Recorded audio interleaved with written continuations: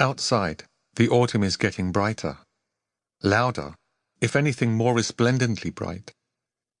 Like the signs eager merchants place on their front windows, closing sale, everything must go, come soon while stock it lasts. The opposite of the near-silent effects of the Ozu films I've been watching. The deliberate procession of steady still lives, though, in the end, the feeling is not so different. Setsuko Hara, who takes on the name of Noriko in one Ozu film after another, smiles more brilliantly the more she's pushing down her losses. In life, as soon as Ozu died, the actress retreated to a house in Kamakura, where the never-married director was buried, under a black stone that says simply, nothingness, and, unmarried herself, seldom showed her face in public again. It wasn't hard for the press to cast her as the true-life daughter she played in Late Spring, tending to her honorary father's memory till she became a nun-like figure in her 90s, coming out only to lay flowers on his grave. I open the heavy glass door to our toddler's terrace. The washing machine gurgles and clunks as ever, and I take out my tiny blue chair to sit in the Jubilee light. "Gambaranai!" cries Hiroko from inside, getting herself ready for work. "You are a responsibility person," she comes out and says. "Always want to try hard. Please, don't try hard today. Play, play, Pico." A bright cheerleader's dance ensues.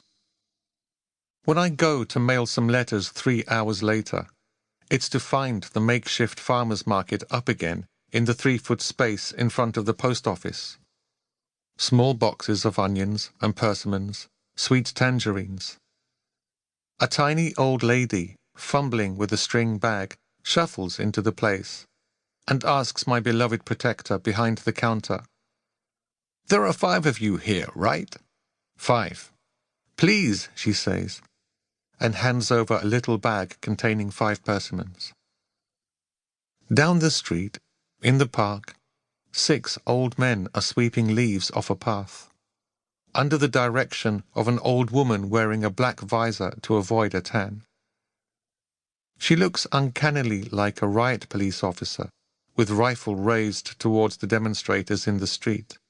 "Yes, over there too," she barks. "And here, these leaves also."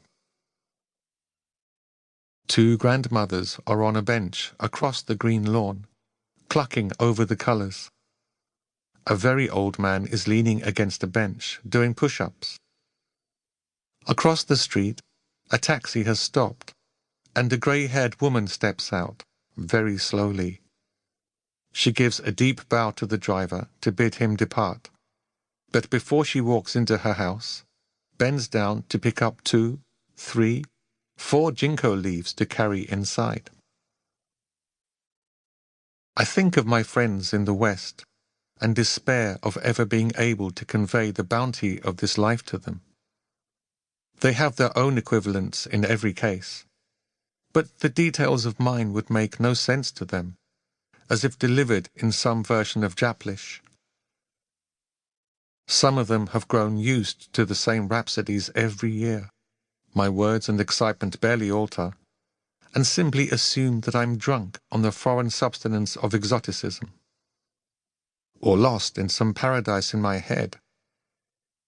I cherish still the friend from high school, friends from England understand, who sent me a postcard after I'd left my Midtown office for a bare room in the middle of nowhere that said, "Sounds like you've gone mad.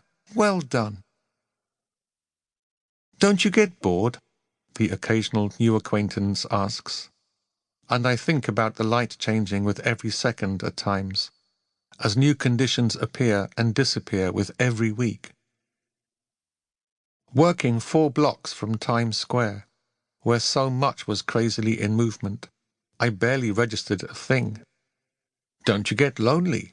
someone may ask, with kind intent, knowing how I've been stripped of my words, as of people who share my official interests.